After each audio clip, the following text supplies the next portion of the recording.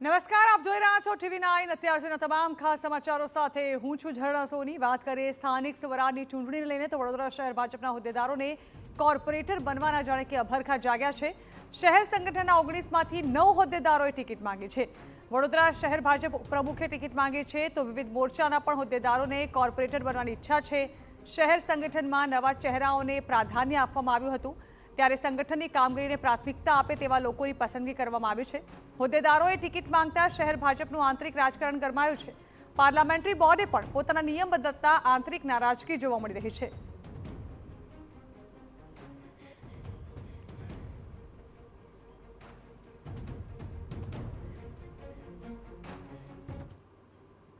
તો જાણે કે ઠેર ઠેર જેમ જેમ ઉમેદવારોના નામ જાહેર થવાનો સમય નજીક આવી રહ્યો છે તેમ તેમ લોકોને પોતે કોર્પોરેટર બનવાની ઈચ્છા જે છે તે વધુને વધુ તીવ્ર બની રહી છે। આ અંગે વધુ વાત કરવા માટે વડોદરાથી સંવાદદાતા અંજલિ ઓઝા જે છે અમારી સાથે જોડાઈ રહ્યા છે। અંજલિ, વડોદરામાં જાણે કે હોડ લાગી છે, દરેકને બની જવું છે ત્યાંથી ભાજપના કોર્પોરેટર। જાણવા માંગીશું કયા કયા નામો જે છે તે ચર્ચાઈ રહ્યા છે।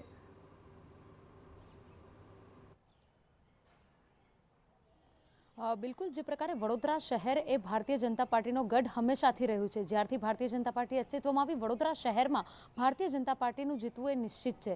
વડોદરા શહેરમાંથી ભારતીય જનતા પાર્ટી થકી ટિકિટ મેળવવા માટે હોદ્દેદારો હોય કે કાર્યકરો હોય, તમામ લોકોની હોડ જામતી હોય છે।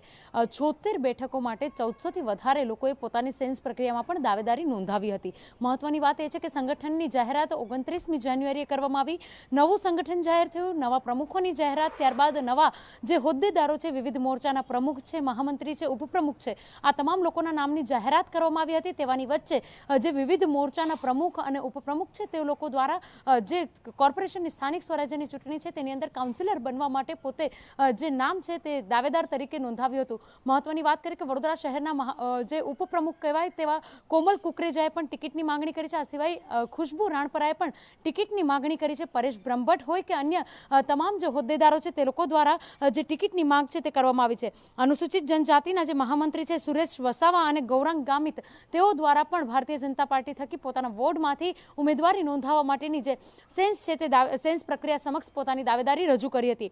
આ સિવાય મહિલા મોરચાના જે મમતા વ્યાસ છે મહામંત્રી, તેઓએ પણ જે દાવેદારી છે તે નોંધાવી હતી કિસાન મોરચામાંથી। ત્યારબાદ બક્ષી પંચ મોરચામાંથી પરેશ બ્રહ્મભટ્ટે પણ પોતાની દાવેદારી નોંધાવી હતી।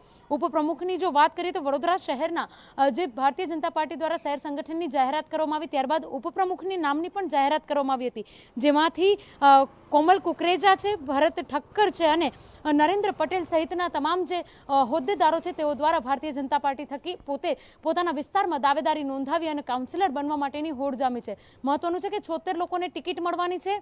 જે રીતે પાર્લામેન્ટરી બોર્ડ દ્વારા બેઠક ચાલી રહી છે, બેઠક પૂર્ણ થઈ ગઈ છે, કેટલાક નિર્ણયો પણ લેવામાં આવ્યા છે, જેને લઈને આંતરિક વિખવાદ થાય તેવી પૂરેપૂરી શક્યતાઓ છે। ક્યાંક એવું પણ સેવાઈ રહ્યું છે કે ફોન કરીને જાહેરાત કરવામાં આવશે અથવા તો મોડી રાત્રે લિસ્ટ જાહેર થાય તેવી પણ શક્યતાઓ જે કાર્યકરો છે તેઓની અંદર ચર્ચાઈ રહી છે। ત્યારે કોના નામ આવે છે, કયા હોદ્દેદારો કે જેઓને સંગઠનમાં જવાબદારી સોંપી સંગઠન એકઠું કરવા માટે અને સંગઠનની જે ક્ષમતા છે તેને વધારવા માટે તેઓને જવાબદારી આપી, પરંતુ હવે તેઓ પોતાની જવાબદારી છોડી અને કાઉન્સિલર બનવા માટેના જ્યારે અભરખાઓ બતાવી રહ્યા છે, ત્યારે તેઓને ટિકિટ મળે છે કે પછી સંગઠનનો હોદ્દો જ નિભાવવો પડે છે, તે સમગ્ર બાબતને લઈને હાલ સૌ કોઈની નજર આજે જે 76 નામોની યાદી છે તે જાહેર થાય તેની અંદર લોકો જે શક્યતાઓ છે તે સેવી રહ્યા છે। હાલ બિલકુલ આભાર અંજલિ। તો શહેર ભાજપ પ્રમુખ પણ ટિકિટ માંગી રહ્યા છે। વડોદરા શહેરમાં ભાજપમાંથી સ્થાનિક સ્વરાજની ચૂંટણી લડવા માટે એક બાદ એક નામો સામે આવી રહ્યા છે, જો કે હવે પક્ષ કોને ટિકિટ આપે છે તે આવનારો સમય કહેશે।